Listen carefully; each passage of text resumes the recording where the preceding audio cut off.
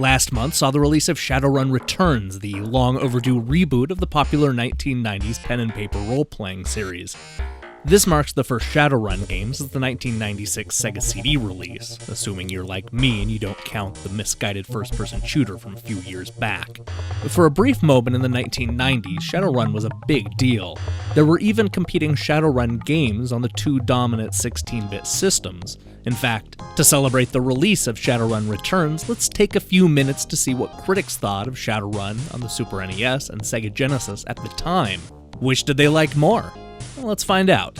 When it came to getting the game out to critics, Data East definitely had the advantage. I had no problem finding reviews for the Super NES game, ultimately winding up with a staggering 18 different critiques across a dizzying amount of old-school magazines. Unfortunately, I didn't have the same luck with the Sega Genesis version. Even after digging through European magazines, I could only find 8. But it's a good mix and should lead to a fair fight between the Genesis and Super Nintendo versions of Shadowrun. Let's start with the Sega cartridge, which was sold as a straight-up cyberpunk role-playing game. Electronic Gaming Monthly largely liked it, though only one person submitted a review. Ed liked the mix of RPG and action elements, and compliments the engrossing overhead action sequences. He ultimately gave the game a 9 out of 10. GamePro also enjoyed the game, though they weren't willing to go as high as Ed. Lawrence of Arcadia qualifies his recommendation by noting that if you like methodic character development, then Shadowrun is a good fit.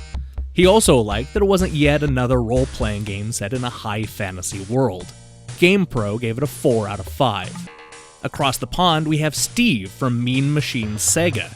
Despite giving the game a strong score, Steve knows how long it takes to become an accomplished runner. He's also disappointed that Shadowrun's world isn't nearly as exciting as Blade Runner.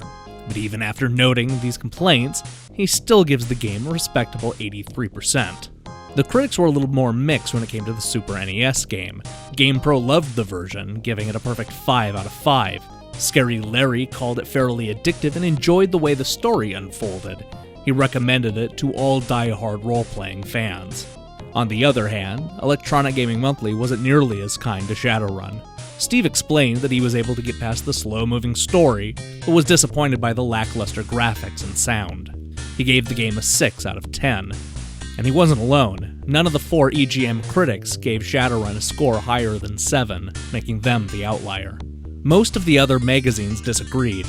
Game Fan's 4 critics were all in the mid to high 80s. Skid loved the graphics and dark storyline. He notes that it's especially good for the over 20 crowd.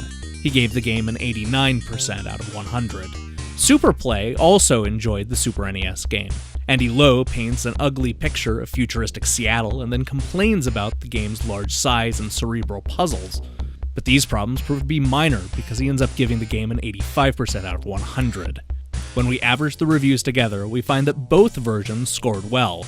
It's a solid 80% for the Sega Genesis cartridge and 82% for the Super NES game. The critics endorsed both products, though they took issue with some of the questionable design decisions associated with both games.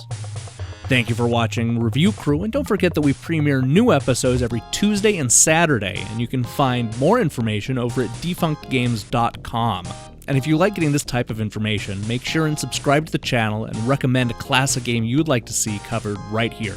See you this weekend for another episode of Review Crew.